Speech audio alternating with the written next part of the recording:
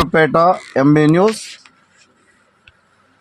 సూలూరుపేటలో కష్టాల్లో ఉన్న గిరిజన కుటుంబానికి దాతలు సహకరించండి. తీవ్ర అనారోగ్యంతో బాధపడుతున్న తండ్రి, ఆ పేద కుటుంబానికి 4 సంతానం, అందులో ఒకరు వికలాంగుడు.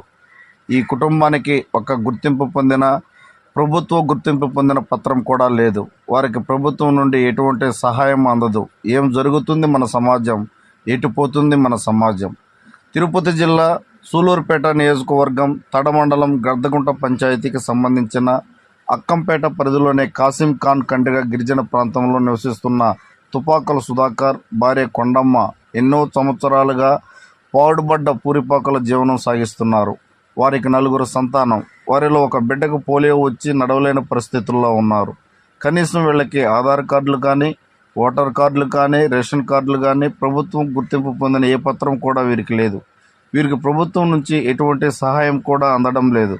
దయ ఉంచి ప్రభుత్వ అధికారులు మరియు రాజకీయ నాయకులు మరియు దాతలు ఈ కుటుంబానికి సహాయం చేయవలసిందిగా కోరుకుంటున్నాం.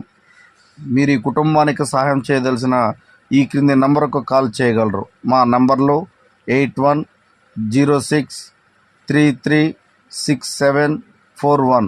మా చిరునామా కాసిం ఖాన్ కండ్రిగ గ్రామం, గర్దగుంట పంచాయతీ, తడమండలం, తిరుపతి జిల్లా.